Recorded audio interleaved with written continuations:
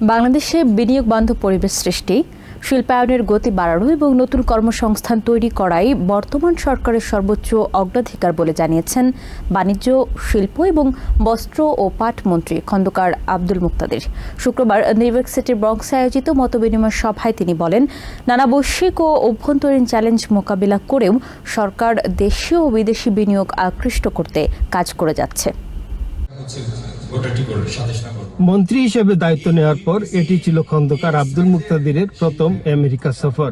New ইয়র্কের ব্রঙ্কসে অনুষ্ঠিত মতবিনিময় সভায় প্রবাসী বাংলাদেশিরা, বিশেষ করে সিলেট অঞ্চলের বাসিন্দারা বিভিন্ন সমস্যা, বিনিয়োগের সুযোগ এবং নিজ নিজ এলাকার উন্নয়ন নিয়ে মন্ত্রীর সঙ্গে মতবিনিময় করেন।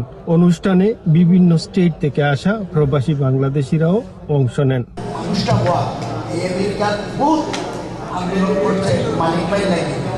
খন্দকার আব্দুল মুক্তাদির বলেন, কর্মসংস্থান বৃদ্ধি, শিল্পায়ন, রপ্তানি সম্প্রসারণ এবং বিনিয়োগ বান্ধব পরিবেশ গড়ে তুলতে সরকার নানামুখী উদ্যোগ বাস্তবায়ন করছে।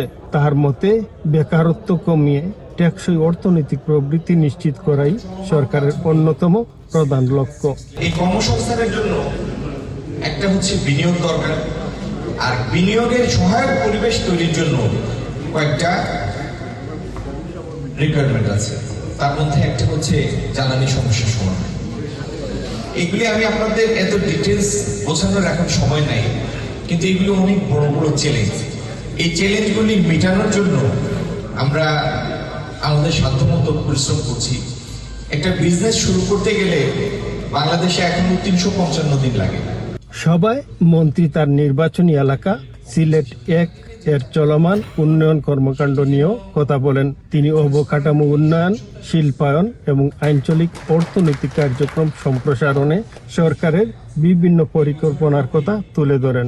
পুরো প্রসেসটা যেন একজন নতুন ইনভেস্টরের দরজায় দরজায় সরকারের এজেন্সিতে ঘোরা না লাগে, অনলাইনে পুরো প্রক্রিয়াটা যাতে সম্পন্ন করতে পারেন, সেগুলির জন্য আমরা কাজ করছি। Emdad Chowdhury, Dipu, TVN 24, new York.